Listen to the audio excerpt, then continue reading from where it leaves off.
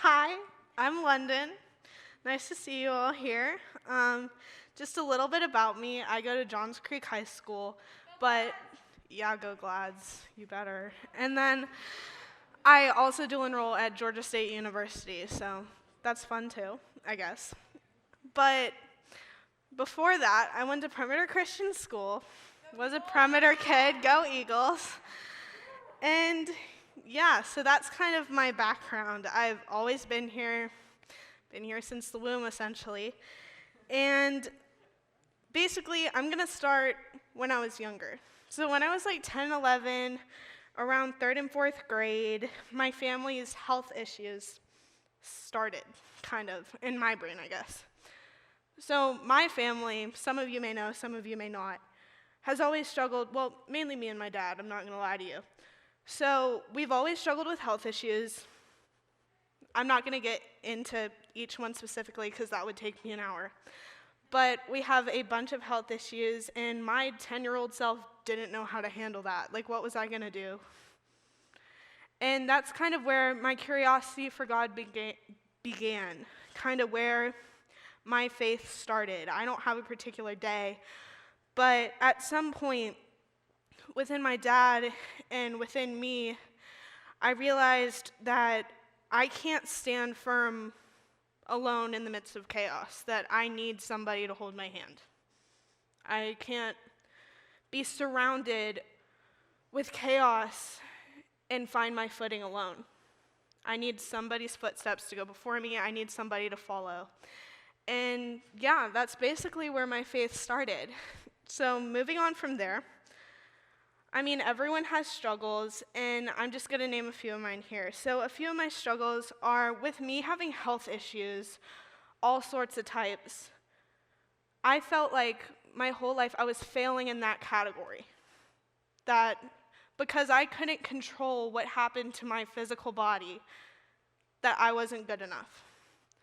So in my mind, when I was little, and still sometimes now, I'm not perfect, I feel like I have to compensate with other aspects of my life in other areas. So I'm just going to mention two here, but there's so many different ones. So one was grades. At Perimeter, at Johns Creek, everywhere academically, I always felt like I had to get all A's, no matter what, because I couldn't fail that category or else I was failing in two categories, and that's not good. So my grades, I would know how to write the test. Like, I knew every single piece of information for every single class. That's all I did because that's something I could control. I had that wrapped up in my left hand so tight that no one could take my grades away from me because I had them. Another aspect of my life is sports. So I did every sport known to man, literally all of them. Swim team, I did gymnastics when I was younger, cross country. Don't do cross country, 0 out of 10. I did not enjoy it. That's my personal opinion. You can do with it what you want, but I did it for 1 year and never did it again. I basically found my place in track and field, which you're like, oh, she doesn't like cross country, but no, I throw. I do not run, never ran except for cross country. But I found my niche in the throwing of track and field. Mama Shannon made me do it. We love her. And basically, I throw heavy frisbees and hammers sometimes. But yeah, that's my sport. So from the 6th grade on, I kind of found my niche and I stuck to it. I had my grades in my left hand, I had my sports in my right hand, grasped so tightly because I controlled both those areas of my life.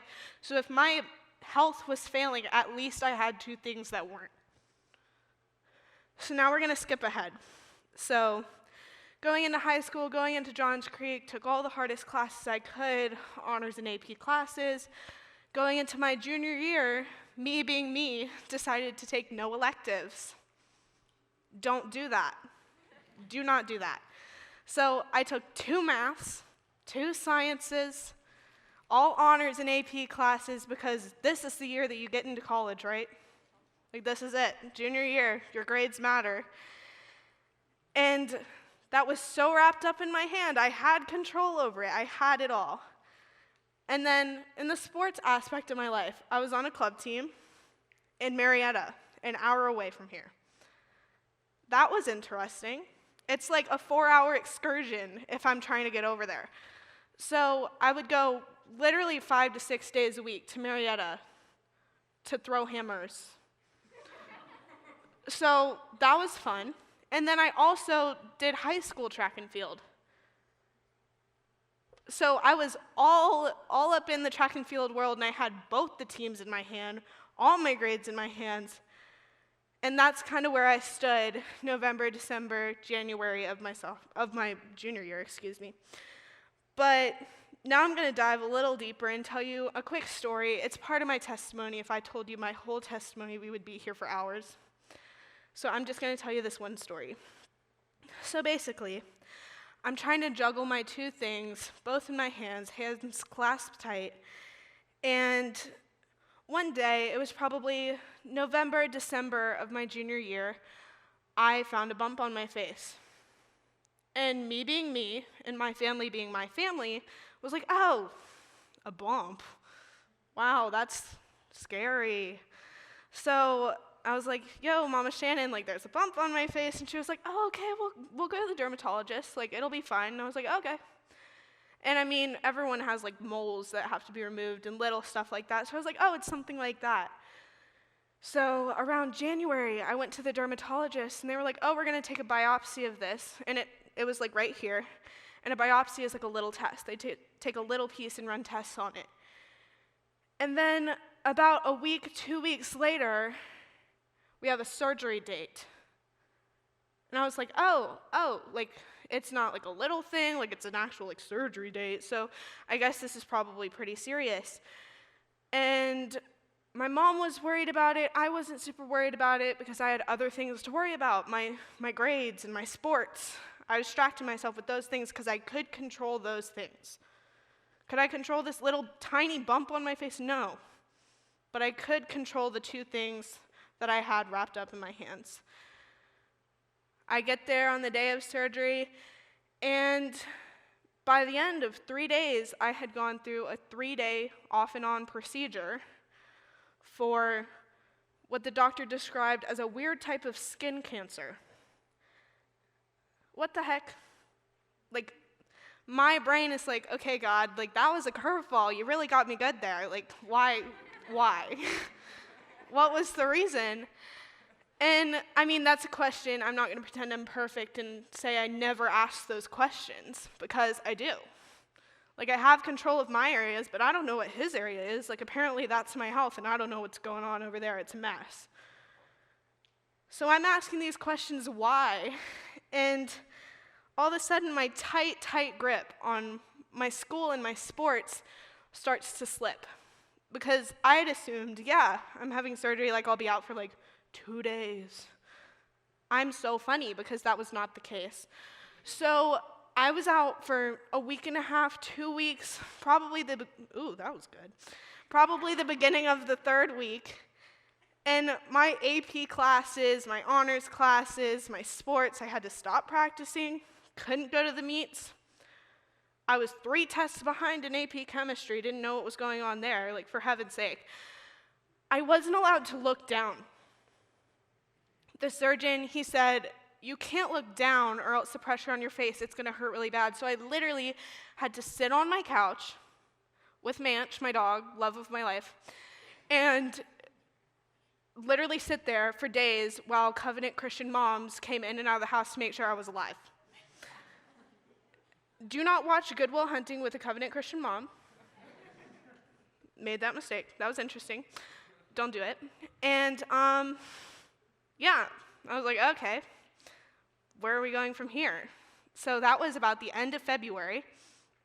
And going back to the end of my surgery, the third day, I get handed a book. God has weird ways of talking to me. And every time I go through a valley, he ends up reaching out his hand very physically to me somehow. This time, it was a book. The nurse actually handed me a Jesus Calling devotional. And she marked a page, so I'm going to read it. It says, "Give yourself fully to the adventure of today. Walk boldly along the path of life, relying on your ever-present companion. You have every reason to be confident because my presence accompanies you all the days of your life and onward into eternity. Do not give in to fear or worry. Those robbers of abundant living, trust me enough to face problems as they come, rather than trying to anticipate them. Fix your eyes on me, the author and perfecter of your faith, and many difficulties on the road ahead will vanish before you reach them.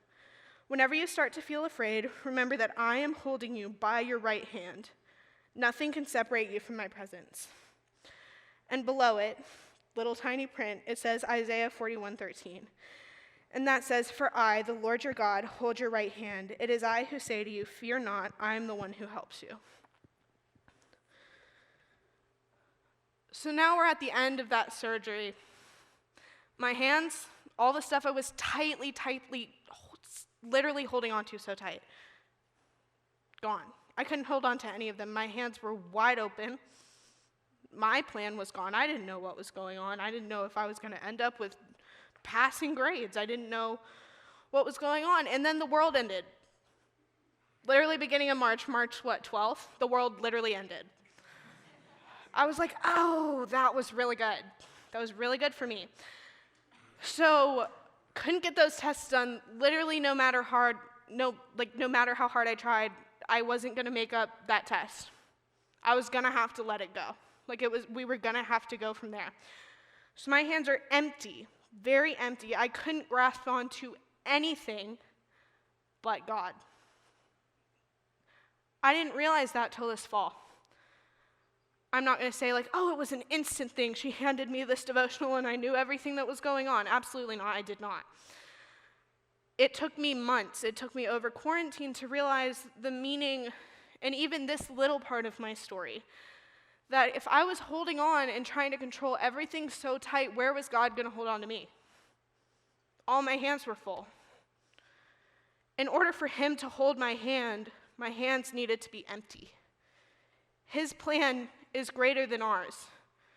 And if we've made a plan for ourselves, we can't see his plan because we can't hold on to his hands. So, I don't know where each and every one of you are tonight. I don't know if you're a believer. I don't know if you're seeking. I don't know if it's your first time here. Welcome if it's your first time here. Glad you're here. But I encourage you to pray with me. And this is something, I bet it was Travis from J-High. He had told the servant team for Rush this one time that he likes to pray with his hands open. And ever since then, I've always prayed with my hands open so God can hold them. So please pray with me with your hands open, and I would love to pray for you guys.